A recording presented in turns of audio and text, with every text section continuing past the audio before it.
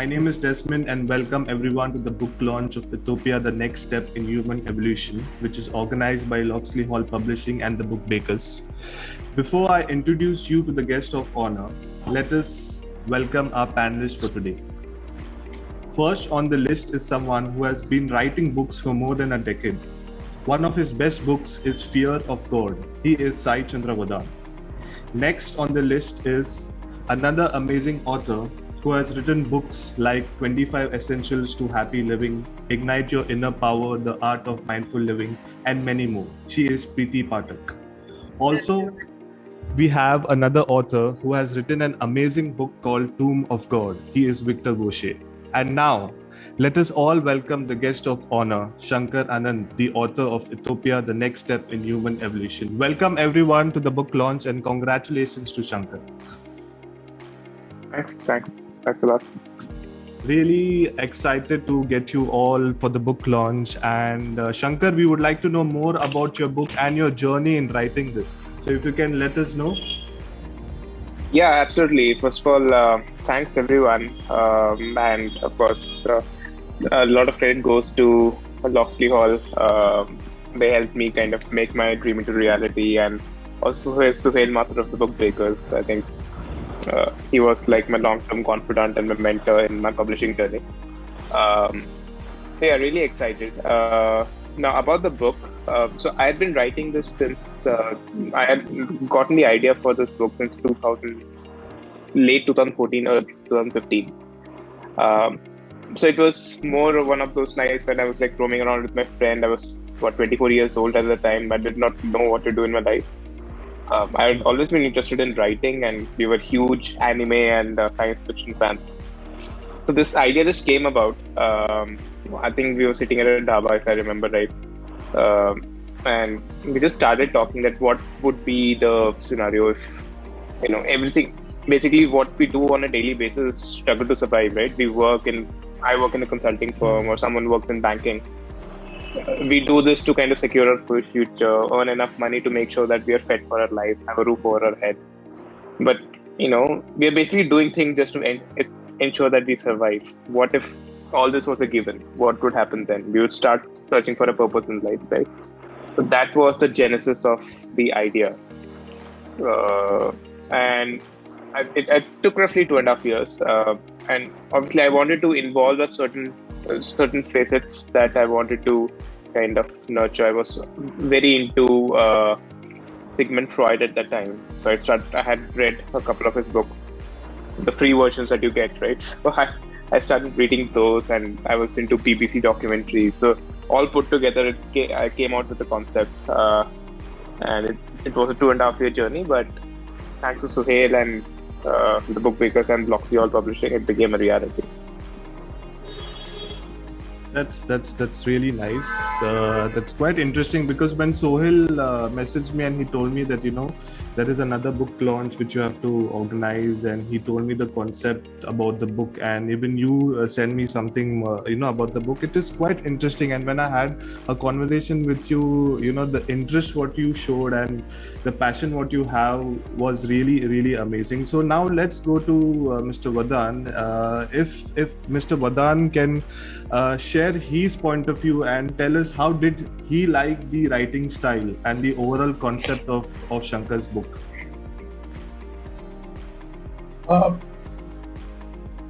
It's really different book. I mean, we see thrillers and then we see thrillers. We all write thrillers, and I'm a thriller writer myself. To approach it this way, in terms of looking at without getting any spoilers out, looking at the way in which human beings can be manipulated and human emotions can be manipulated and used and a very simple way in which he has brought it out is really commendable, and very simple language, easy to understand, good action, very easy to and very easy to form a picture in your mind in terms of what's happening. A very different book, like I said, and I was caught onto it from the word get-go. And of course there is also a promise of a sequel which is coming up, and that's great. So it's extremely different book, and I really enjoyed reading it. I can't talk too much about it, can't discuss too much about the book, except to say that the way in which he has constructed the characters, the way in which he has let them play along with each other, the way he has intersected the stories of the characters so beautifully. I really like the way he's done this book. Very aptly titled, The Word Utopia, and at the same time illusion, at the same time blissful. I wish him all success, and I think that he's done a great job in bringing out something that's not something that most thriller writers would even attempt. I really enjoyed reading the book. Yeah, so that's it. That's it. Yes. That's nice. So now let's go to Preeti. If from a reader's point of view, if you can tell us, how did you enjoy reading this book and what are the strong points of it? First of all, congratulations to Desmond, to Shankar, and thank you, Desmond, for inviting me and making me a part of this book launch event. Many congratulations to Locksley Hall Publications, to the book bakers, and it goes without saying, Suhail Mathur. When Shankar reached out to me, we connected, and he said, "This is my book, and the title is Utopia." It kind of was very intriguing to me what this book is going to be all about. I did probe and ask Shankar, as any reader would want to know at the onset, what is there in this book. Shankar was very, very complacent about it, and he said, "Preeti, you'll get the book and please read." He just gave me a one-line gist. So that kind of also aroused more curiosity. And when I got this book delivered, I couldn't drop it down. So also initially I couldn't get time to read. So I said, okay, I'm not going to pick this book half and read, but I want to read it in one go. And trust me when I say I started reading this book, I actually could not put it down. And it is written in such a lucid, simple language, a sci-fi fiction book written in a very free-flowing manner. It is seamless, and like Vadhan said, thrillers after thrillers and science fictions, but the way he has put this across, it comes as a very general reading and very captivating. What I also liked the most was there is a plot which is communicated in a very discreet manner. So also the midpoint rise where we say, things start revealing, yet again agreeing with Vadhan, cat is coming out of the bag but not completely. So you are kind of captivated. Let me read through what happens further ahead. And that typical as a writer, and I'm sure every reader, when you start reading a book, there is a visualization. We were just discussing about it. There's a picture that comes in front of your eyes. So he navigated me as a reader into every minute details. I mean, walking out of that maze, and I'm sorry, I'm not supposed to reveal much, but yeah, it just takes you through. So overall, it was a lovely experience with lovely plots, and every chapter has a good theme, revealing yet not revealing most of the information. Yeah, that's what I was also afraid of, not revealing too much. Yeah. The more you say it, the more you reveal it, and then you really take the cat out of the bag. But beautifully done. Yeah, I completely agree with you. Yeah. I think so. Shankar might be. I'll just say one more point. Agreeing again with Desmond, he has seamlessly put it across that, guys, now you'll have to wait for the sequel to come. So we are waiting when the second book comes. So Shankar, when is the second book going to come? Given that I've just started writing it, so I'm assuming it will take some time. No problem. Yeah. But we all are eagerly waiting for the second book.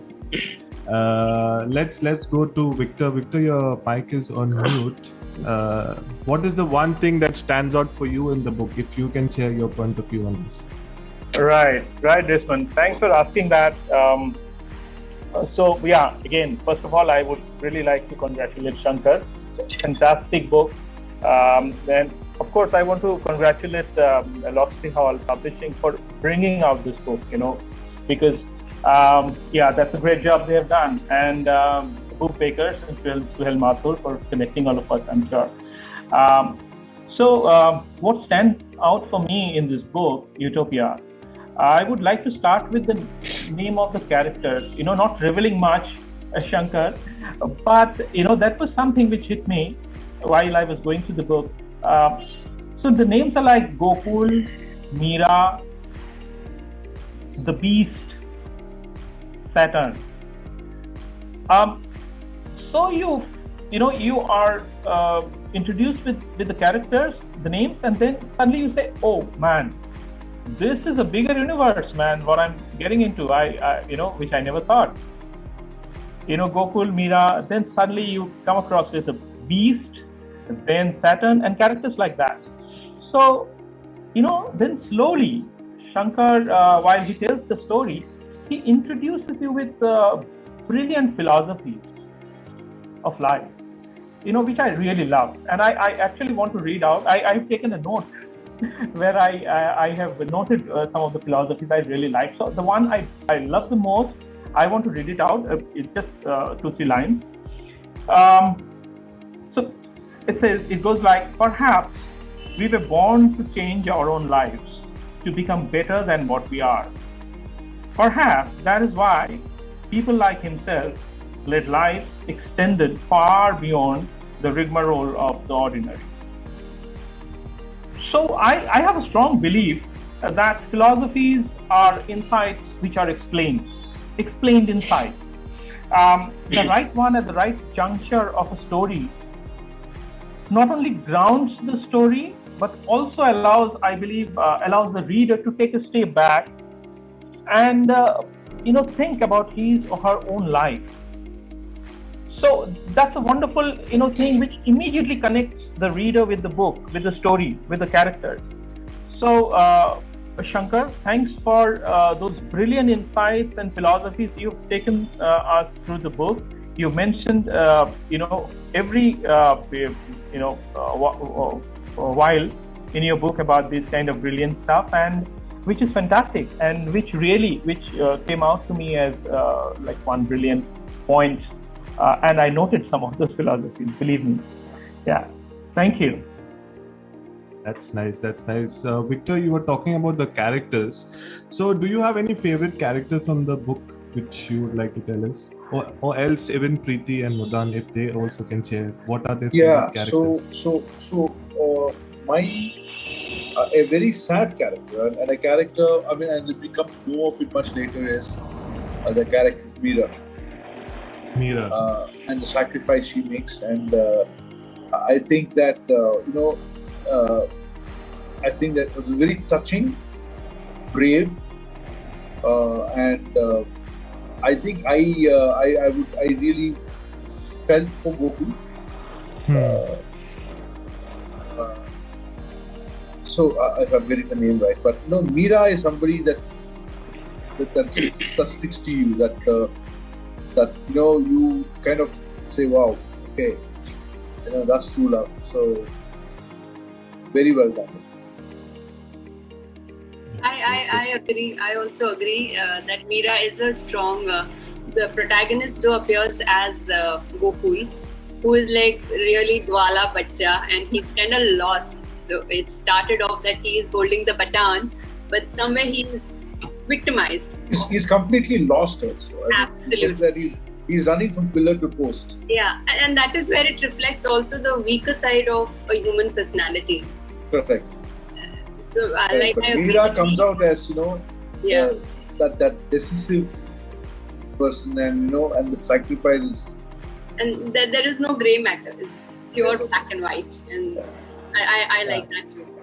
Yeah. Of course, Meera's character really stands out as a real. adds a lot of color to the book. Color in the sense reality, color of reality to the book, because she is really real, and of course a sad and sacrificed character, but yes, that really stands out. And Ayan turns out okay. I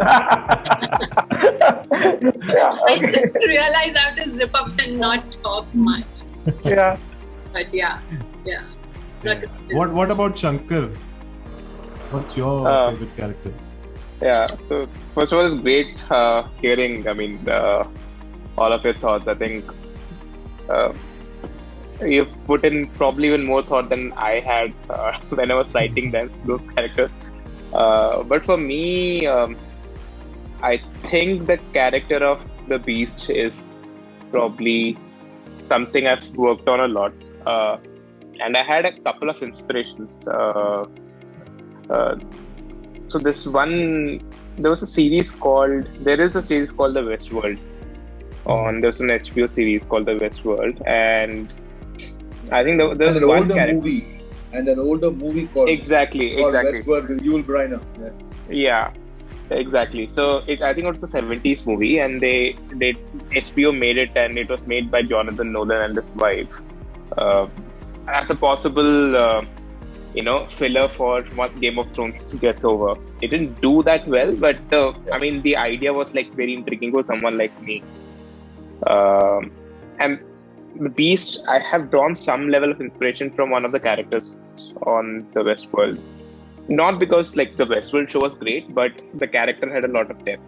And what Beast ultimately wants to achieve is larger than everything that he thinks is present at this point, right? So I would say Beast is someone whose philosophy is still is very debatable. So if I say that the ethical conundrum is that, do I do things for greater good, or do I focus on personal things, smaller things which make people happy nowadays? So for example, if I say, let's say for China, for example, China strains your personal freedoms, but it says that, if I lock in, let's say, 1 million people, and 1.3 billion people will be happier. Is that a sacrifice worth making? Or do you say that, okay, the quality of life of 1.3 billion may be slightly lower, but I'll let those 1 million people be for, let's say, lack of death. So that's a very difficult ethical conundrum, I think, which probably has no answer. So everyone just makes up their answers as they go. So that's kind of the philosophy that Beast has brought in. And I think I agree with Victor. I think some level of philosophy, at least for a reader like me, it makes everyone think. So for all of you who've read, you'd probably know that the book is very, very philosophical on a lower level, right?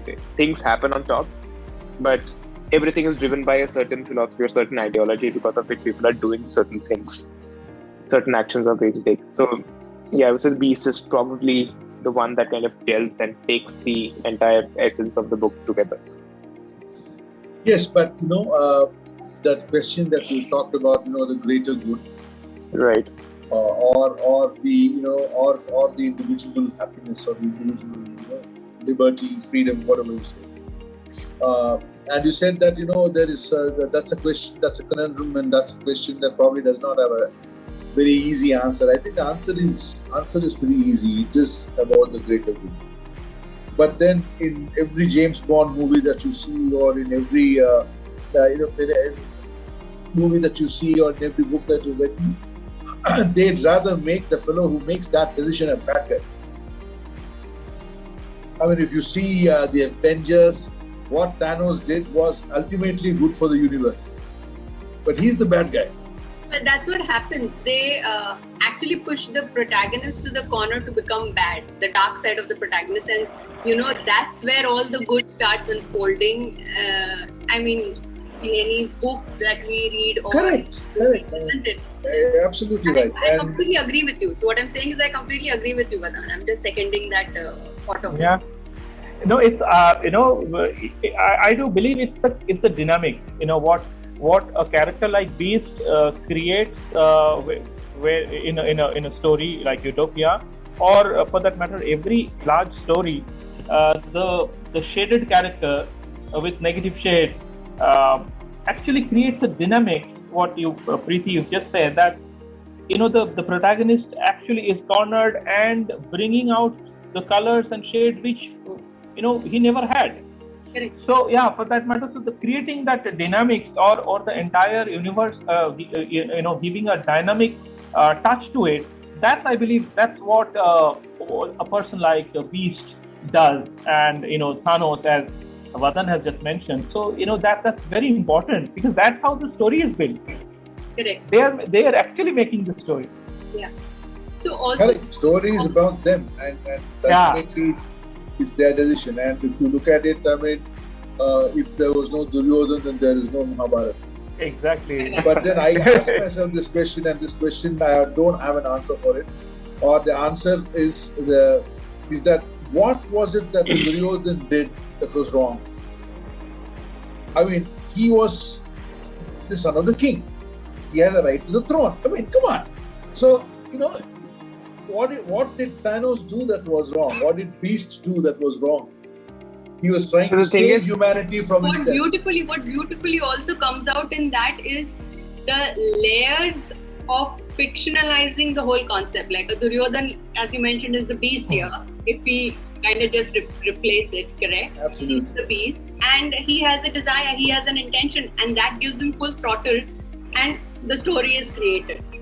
What's also beautifully done is the kind and the quality and the quantity of in-depth research that has gone into a book as this. Yes. Everything felt very truthful. Yeah. Not like the usual science fiction. Yes. Or I feel any other fiction story that I would have read, be a detective or, I'm going a little off the sci-fi. You could relate. Yeah, one could relate with that. Yes. So yeah, let's go to Shankar once again. The question what I would like to ask you is, what are the ethical questions this book poses? And since your book talks about society as well, how has evolution helped us? So I think one ethical question we just discussed, right, just for greater good. So because I think I listened to a lot of podcasts. I think that habit has come over like last 4 years. It has been, and there's a podcast called Philosophize This. I'm a big fan. So it talks about collateral damage. So Vadhan, something like what you just mentioned, right? You said the answer is for greater good, but the people who suffer the collateral damage, would they agree? Would they say that kill us, but it is okay to have the rest of the people happy? I'm not sure they would. So that's one big question that it answers. Second, it kind of asks a very basic question as to what the purpose is. Right now, if you look at the society, and I actually read this, I started like going off tangent when I was reading Sapiens, right? So it talks of how capitalism came in. Capitalism basically means eternal growth, right? You cannot stop. If you have, let's say, 5 crore rupees in a bank account or $1 million in a bank account, you won't just say, I'll stop, right? You'll think of how do I invest it and make it 10 million or 100 million, etc. So is that actually happiness, or is that the purpose? At what point will you say that now I'm truly happy? Right? So it's a self-fulfilling prophecy. If you say that I want more and that will make me happy, I don't think there's an end to that. So that's another question that it deals with. The third is a basic, there's a part in the book where a particular character starts listening to podcasts and start listening to underground talks, which discusses topics like this, right? So that's basically someone making justifications for a lot of answers, a lot of actions that they take.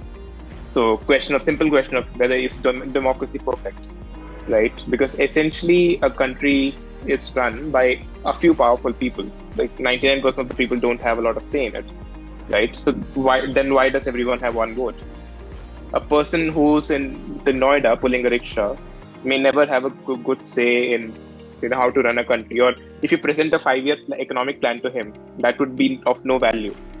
Vis-a-vis someone like a Raghuram Rajan, I mean, I'm sure he's an American citizen now, but if someone of that caliber were to read a 5-year plan, that person may have very strong and intuitive thoughts of what could change. So why are these two votes the same?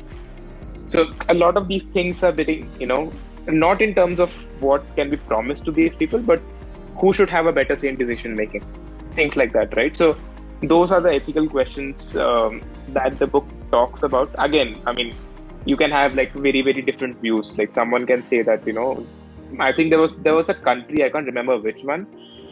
So they decided that, the voting rights should not be equal. It should be for a certain section of people, their vote qualifies to greater number vis-a-vis with the rest of the population, right? So things like that started pouring into the book. I think those are the kind of ethical questions that I have tried to tackle and have tried to kind of bring to the fore to the book.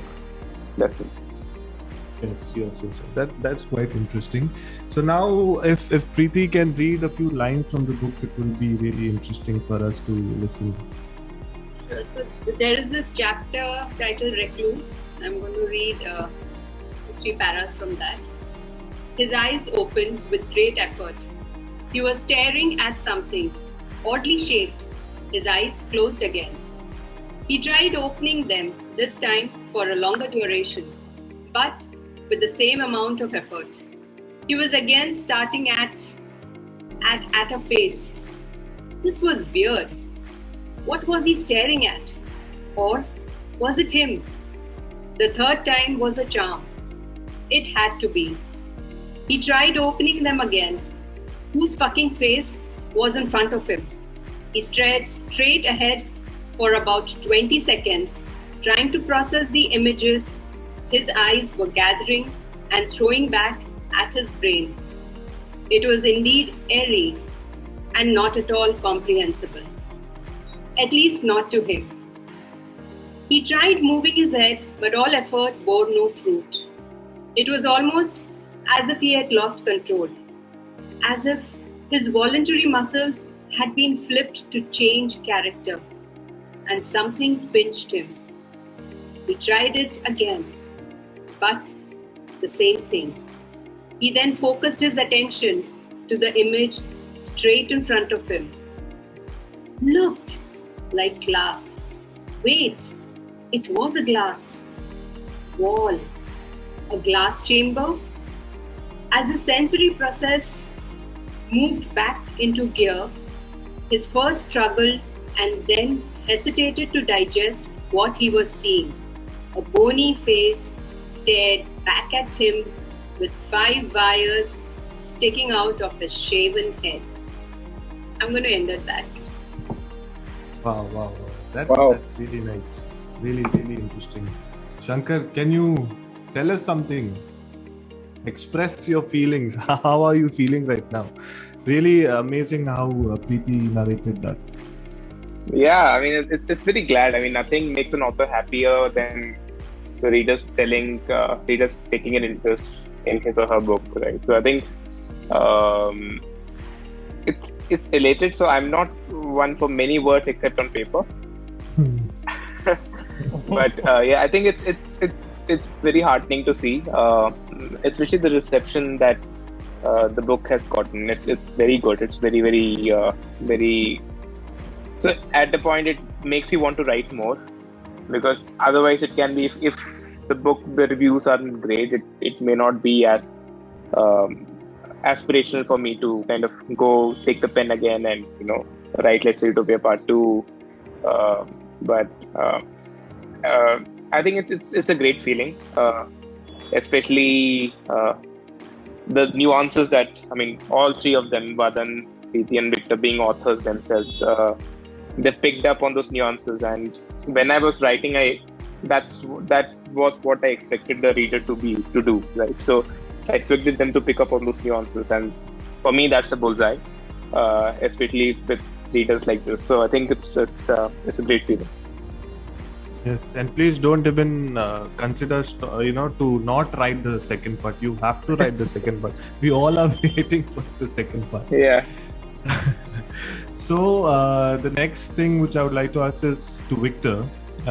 Victor, since you are also a musician, What are your thoughts on Shankar mentioning Hans Zimmer's work in his acknowledgement while you read the book? Can you find any musical vibe in it? Yeah, that's a very interesting question, Desmond. Fantastic. Can you hear me? Yes, we can hear you. Yeah, fantastic question. And Shankar, it was really, I wouldn't say nice, it was interesting to read actually about Hans Zimmer, as you mentioned the name, and his score for Interstellar, that's what you mentioned in your book, has always been playing at the background when you were writing. So I have this, thought. As a musician, I've always, primarily I have been a musician. I started writing much late in my life. And I've learned a lot of things from music, from, composing a piece of music, or from the entire process. So I would say that the process of composing a piece of music is very similar to the process of writing a novel. Composing music, I think, is about building an interesting structure, and in writing, it is the plot.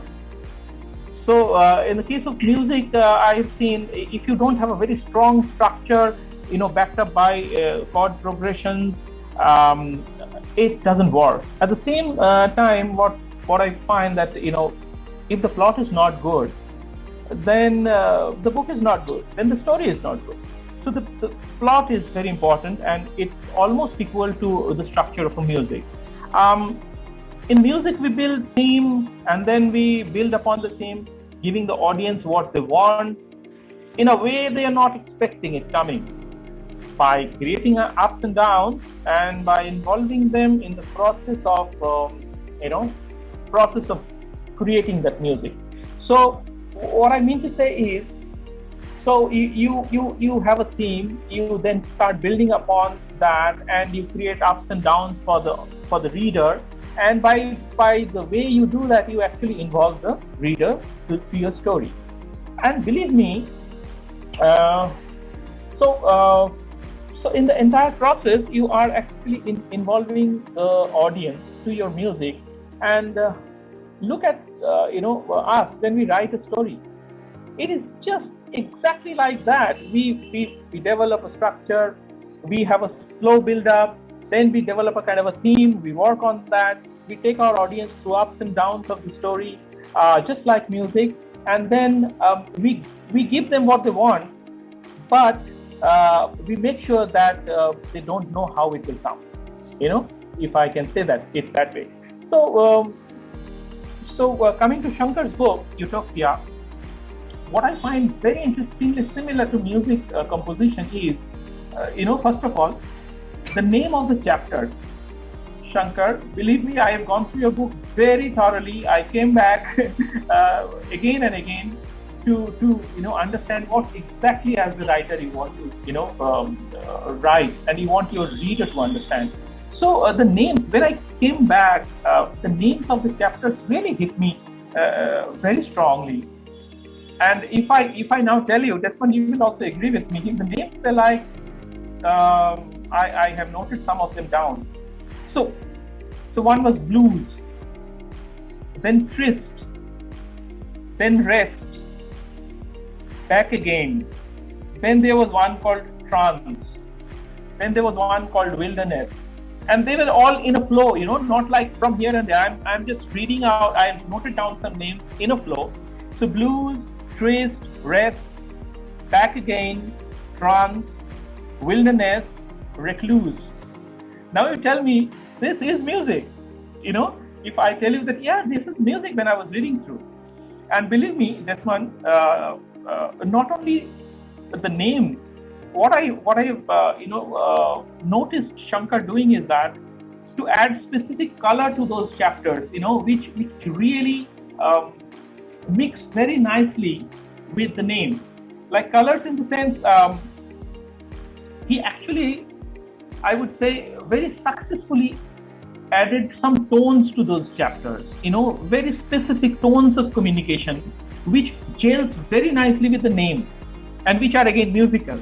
So, so very defined tones I found, and I found the sounds of those chapters, and when people are talking, the dialogue, the interactions between characters, like that sound I liked very much.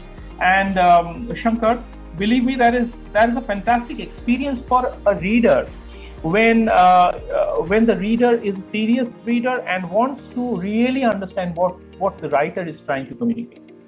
So congratulations, it's fantastic, and this is truly from my heart, because I have read the book thoroughly, and I came back again and again back to understand what the writer is trying to communicate. So yeah, that's what really what I understand. Yeah, glad to hear it. Thanks a lot. Shankar, you should be dancing right now because everyone is liking and enjoying your book. Yeah, absolutely. I can see that happiness on your face, but just because of the cold. I know. Even I'm suffering from cold. Anyways, the next question is to everyone out here. So since Shankar's book is all about human evolution, do you all believe technology is helping us live a better life? So I'll take first. Yes. See, technology is an enabler. Okay, so it's neither good nor is it bad, right? Just like a motor car is neither evil nor good, right? So it by itself, it doesn't kill anyone. It's just about the driver. So it's about the people who use technology and how they use it. That really makes a difference between whether technology is going to make a good difference for human evolution, or a not so good or a bad thing. For example, there was this movie, I don't know if you guys watch, I've watched the Hobbs and Shaw, which is one of the new movies that's come up with The Rock and Dwayne Johnson and Idris. And Jason Statham. In which there is Idris Elba is the villain, a so-called villain, and he's one of my favorite characters and my favorite actors ever. I mean, the guy's a national. And his character is a highly upgraded human. Okay, something between or something just a little less than a Terminator, if you want to look at it that way. Which is able to do, or who is able to do much more than a normal human being. And I think that there is an organization even there which is trying to, make the humans evolve better, and so forth. Which is maybe so it's typically about how you use technology and everyday's life. If you look at it, you look at spamming. If you want to make it, think, or you can look at hacking, you can look at white hacking, you can look at privacy, you can look at data protection, you can look at so many things, so many laws which have come in to protect those things because of the new and evolving technologies that is coming up. So I am a lawyer by profession, and I believe that that's not a great profession to be in. Social engineers, yes, but what made me think was that we are probably the only species on this planet that require codified law and international conventions to protect us from us. Right? The laws are here to protect us, not from animals, not from demons, not from aliens. They are there to protect us from us, and we are the only species on this planet to ever have these codified laws and conventions that are protecting us from us. No other species has this. So basically, we are the ones who are introducing technology, and that should tell you a lot of things about how good or bad technology is. So my take is we have to be very careful with technology and what it can do, because the sky is the limit, and for both technology and human being. and we should know, while we can grow the one, we should definitely put the other under a lot of controls. That's my understanding of how technology can or will move forward. So I completely second that, and to add more to it, I would say that technology should be like an additional support on things. Today, technology, I mean, we are dependent on technology. We feel crippled and handicapped if there is no technology. So, excess of anything is not good, number one. Number two, it all depends on our attitude towards the usage of technology and the intention. If anything is used with not the right intention and the right attitude, it can work in a negative form. I mean, let's take just the basic examples of you travel anywhere, you're navigated with GPS. Even the Uber guys and the Ola guys, they follow the map. Yeah, they'll track you. If you ask them, Bhaiya, yahan se wahan jana hai, they are lost. Madam, even the auto rickshaw guy, he will say, Madam, aap Google nikal lo aur map ko hum follow karke jalte. So what's happening? Man has stopped using his own brain. Where are you going to generate more neurons to be produced when you're so blinded? Of course, it is all going to have an adverse effect. Likewise, but if we are going to use it, I mean, today technology has kept us connected. With the 2 years of pandemic that we've had, we are connected. We need to be careful how we are using it. I mean, even if we migrate this thought of the next step of human evolution, we didn't know it was going to be. I mean, we would say, a robot aaya. We would see in those movies 10 years back, 20 years back. Oh my God, a robot will start the TV. He'll start the light. He'll open the door. All that is AI, isn't it? We are getting dependent on a heartless and a brainless machine, and we are also talking of putting a heart in that machine. So what are we going to do eventually? We're going to love and care and be compassionate towards a machine, not human. No. The other point is, that is the machine going to be loving and compassionate to us? It will not be. Over a period of time, if it chooses not to. Absolutely. Yeah. So then the next, Vadhan, the next research would be how to. I guess there is work being done to inculcate or feed in them those emotions and feelings to react. So सामने वाले ने ऐसे reaction दिया. That is what those are the sensors used to do. But then they are already working on it. The way I let it sometimes ago. They're already working on it. They're already working on it. Yeah. So man doesn't have family. Man doesn't have a pet, but he surely has an AI robo with him. No. It's going to be that. My worry is that the AI will have the man as a pet. At one point of time. Yeah. Absolutely. That is quite possible. I agree. That's going to be because what you're designing them to do is to be better than you. Correct. And they will become better than you. They're already better than us, Vadhan, by the way. They've already reached the point of singularity where technology is better than us. Yeah. So my one-liner message over here is "Samajh jao bhai."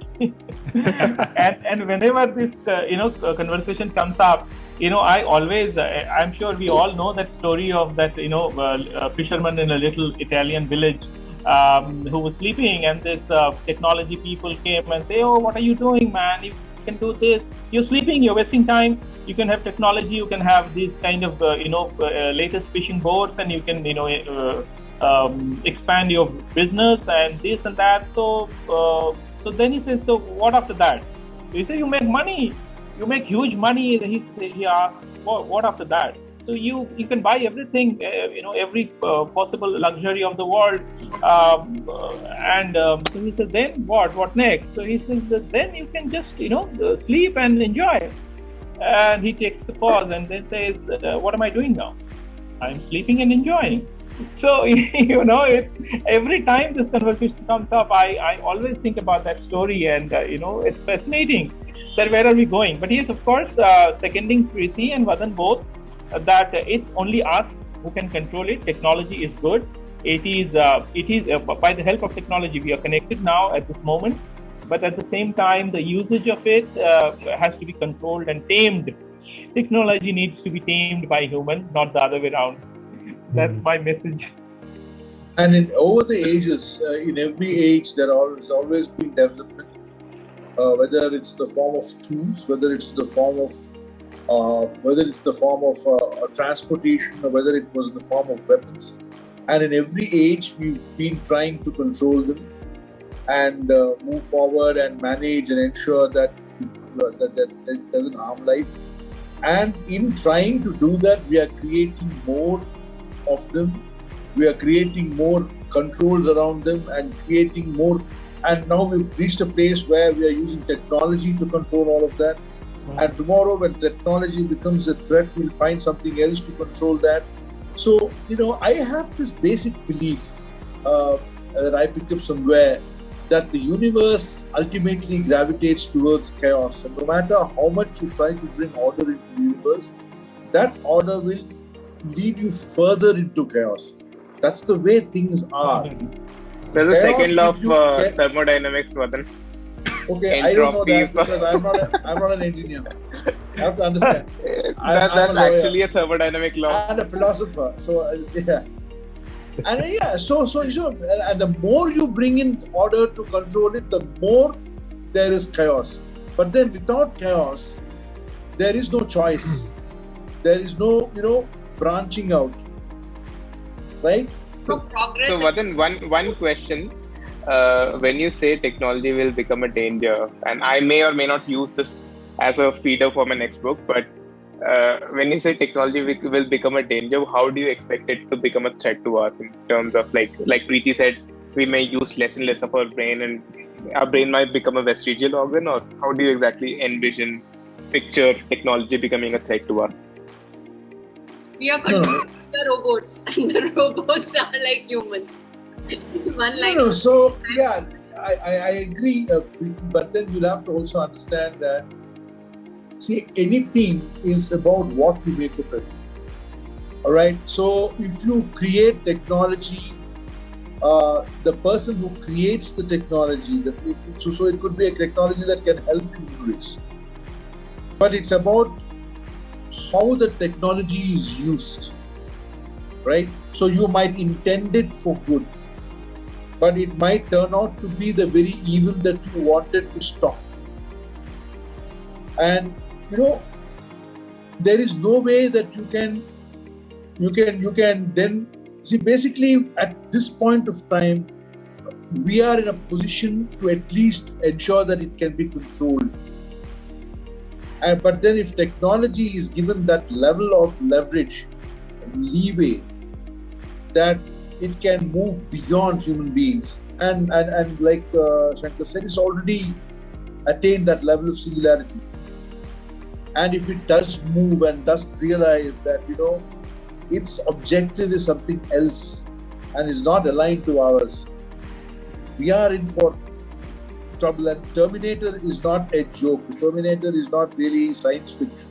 Terminator is what could happen. The Matrix is what could happen. Right? There is. It's just about something that can definitely happen, and we are moving towards that. We are heading in that direction.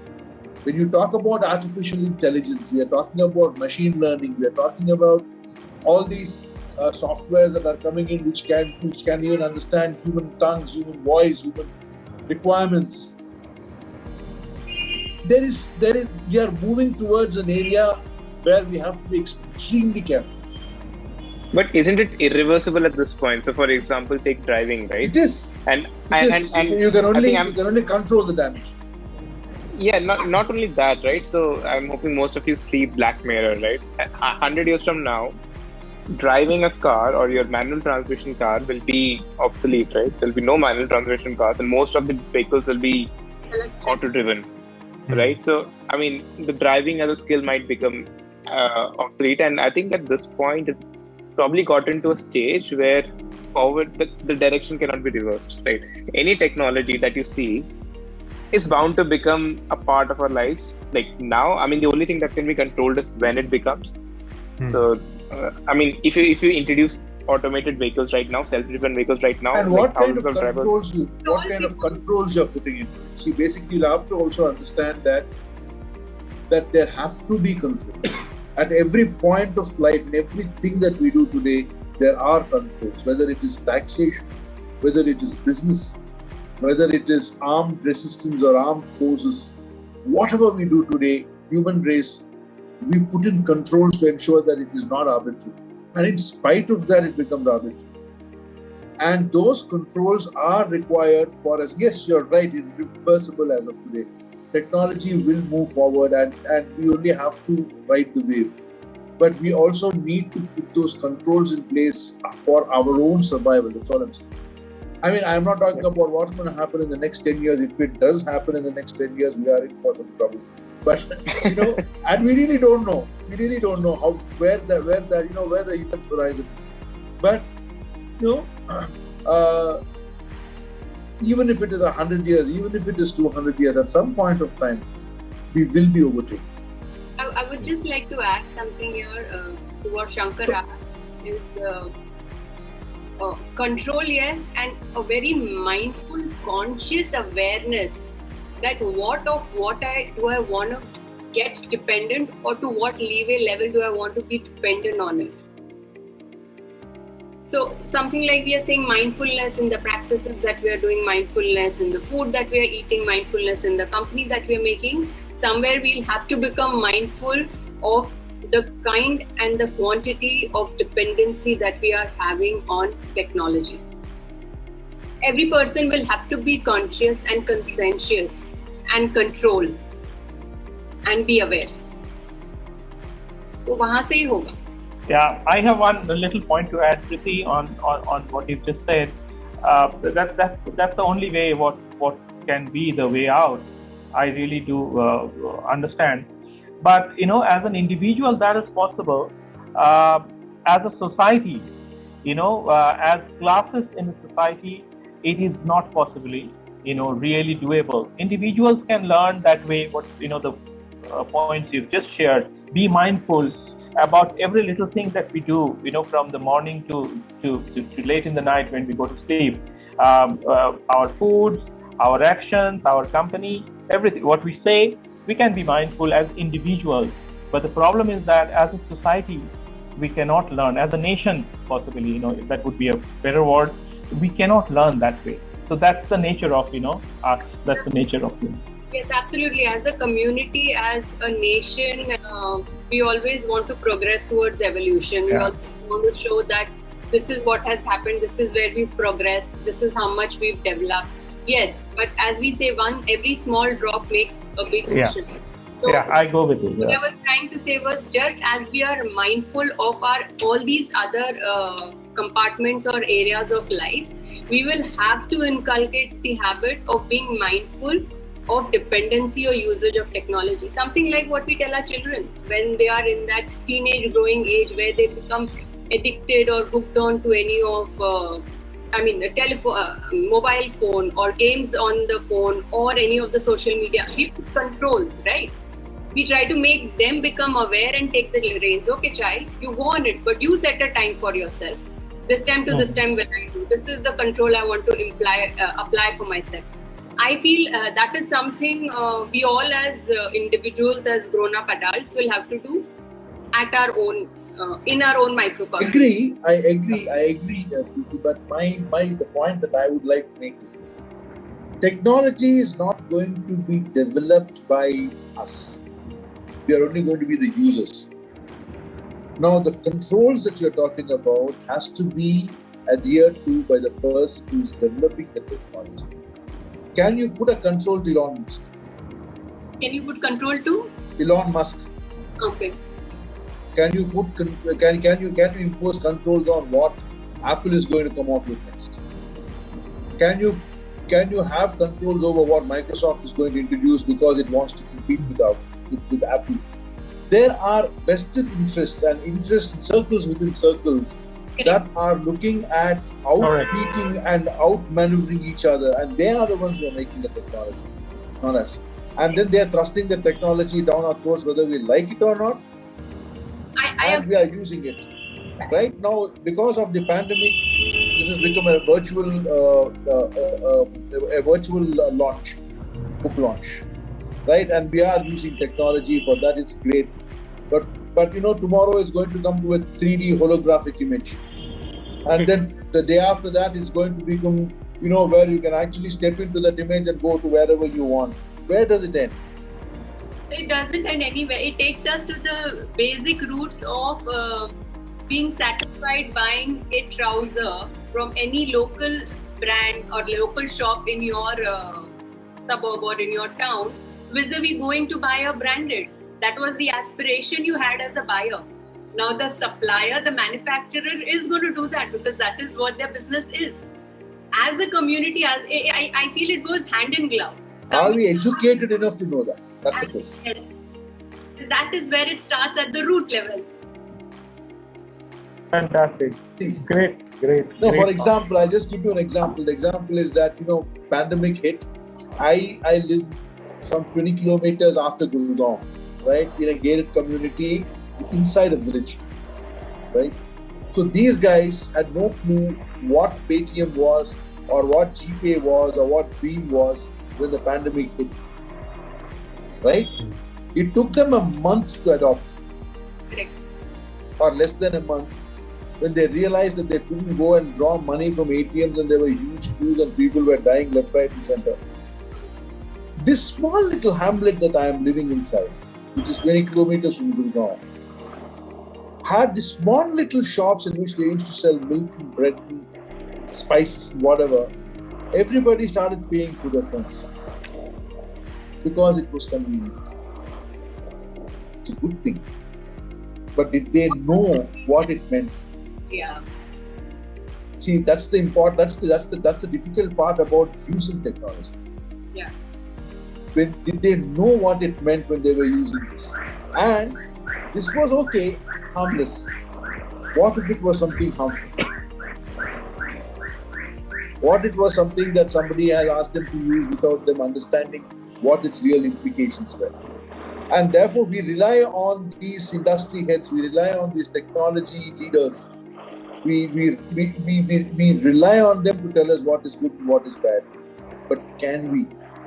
And if we are relying on them, are they justifying it with what they are doing? Or are they running on profits? Or are they running just because they can do it? Right?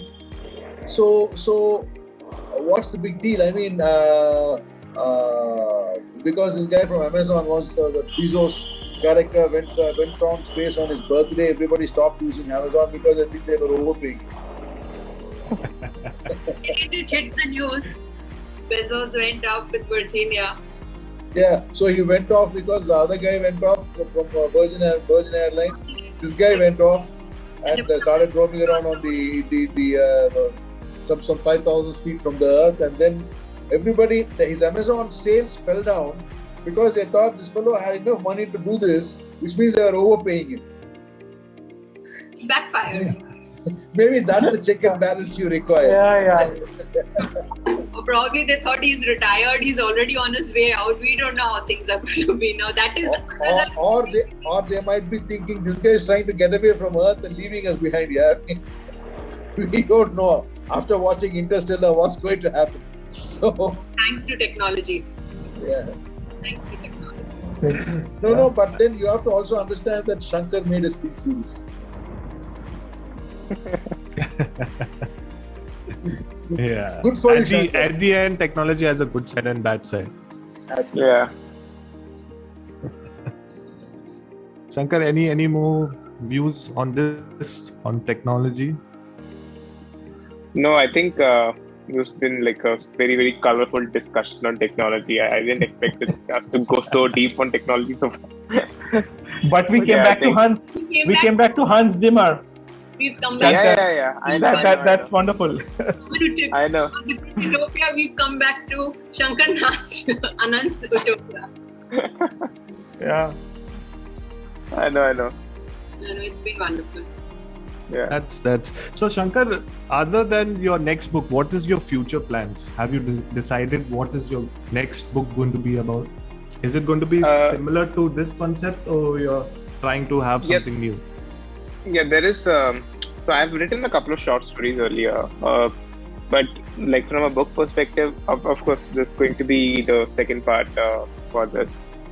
And I'm also working on like a conceptual book, which is, I don't know if you like saw the Netflix series called there's something on a British culture, a very British problems. So there was a Netflix series called Very British Problems. Oh, okay. And I believe that as Indians, we have many more problems than the British, and many more funny problems than the British too. So I'm working on a concept which is kind of. This is going to be like a humor book. I mean, I hope. I've never like written humor, but I'm actually like, it's going to be like a novella. So this book that you read was like what, 350 odd pages thick. Yeah. This will be a smaller bit, but it's like drawn from like when I was doing my masters, I went abroad, and for work I traveled a lot.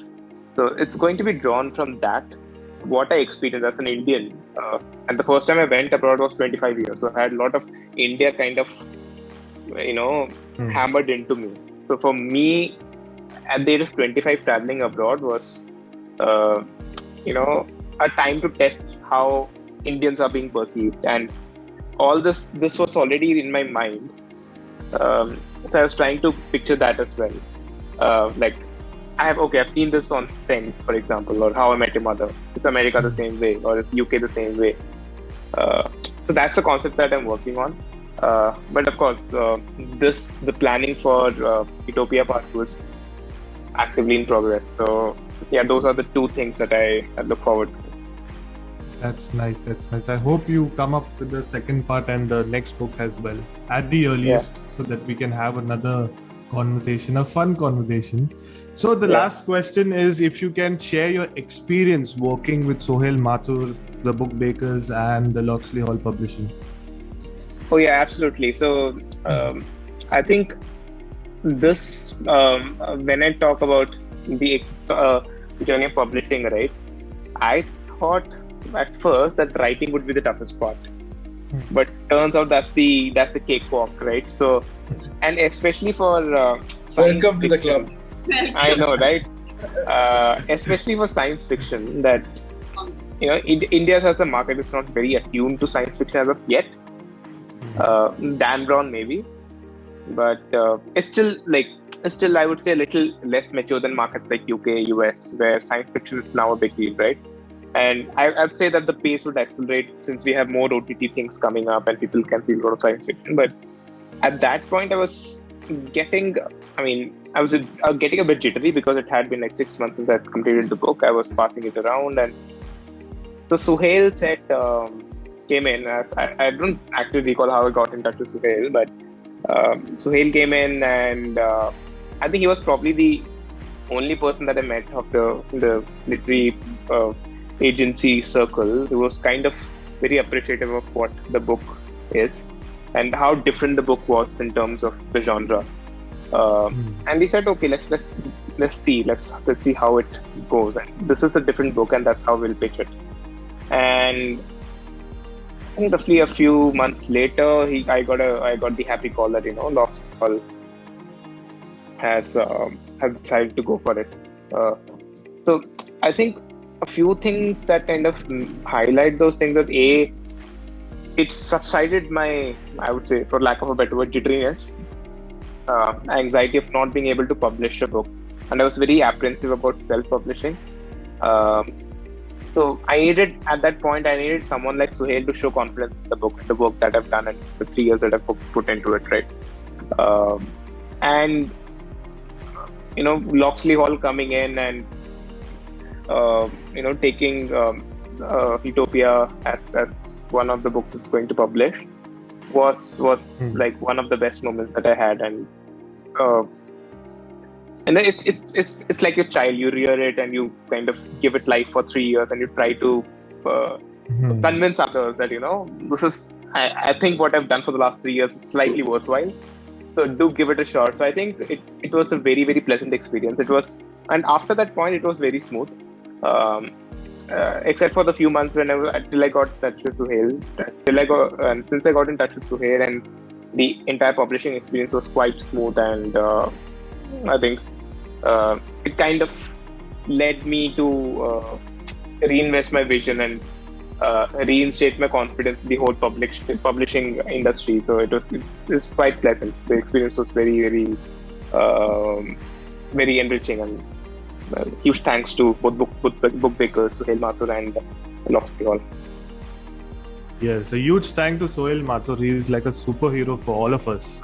He's always convenient and he's always helpful. So now, before we end, if we can show the book on the screen. Yeah. That's a good idea. There we go. I will take. Hey, how am I getting it upside down? You should be showing your picture, Vadhan. Your face. Show your face, Vadhan. Yes. Right now, it seems like you're hiding behind the book for some reason. Yes. No, That's but then mine's coming opposite. That's the bad side of technology. Okay. Yeah. Yes, now I can see your face. And this is the good side of technology. So thank you, Shankar. Thank you everyone for coming on the book launch, and it was really, really exciting. And whoever is watching this, if you would like to buy the book, I will leave the description in the comments, so you can check it out and go buy the book and enjoy reading this book. So thank you, Shankar, and thank you everyone for coming. It was really a fun conversation. Thanks everyone, Desmond, Victor, Vadhan, Preeti. Many, many thanks for this lively discussion. Yes. Wish you all success. Wish you all success. I hope the book does very well, and we look forward to the sequel. Awesome. Yes. Yeah, same here, Shankar. All the very best. Go ahead, write the next one, and we are waiting. We are waiting for that. Yes. We all are We are waiting. in touch. Best of luck, Shankar. And Thank you. a year down the line, or 10 months, we come again for your second book. Yeah, Yeah. absolutely. All right. Best wishes. All right. Thanks everyone. Thank you. Thank you, Desmond. Thank you, everyone. Thank you. Thanks, Desmond. Thanks, Desmond. Thanks Thank so you. much. Thank you. Very nice, guys. Very nice meeting you. Very nice meeting all of you. Victor, I bought your book. It's not yet delivered.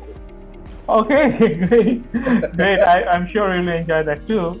Yeah, I hope you enjoy. Absolutely. Bye-bye. Take care. Thank you so much. Bye. Bye. Bye. Thank you. Bye.